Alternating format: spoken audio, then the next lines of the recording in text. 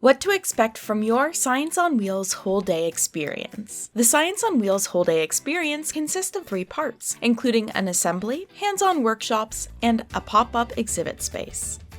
The Science on Wheels day starts with the team arriving in a van, which they'll park in your parking lot. They'll then start unpacking and preparing for the day. The first part of the day is typically an assembly. PacSci educators bring their own equipment and show thrilling demonstrations designed to spark your learners' excitement.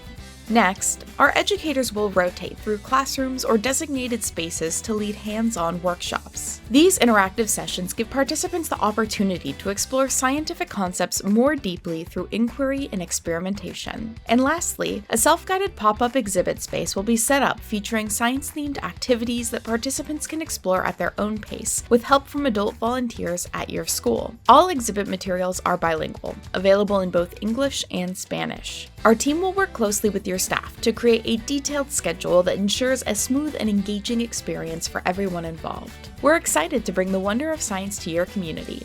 We can't wait to learn and explore together.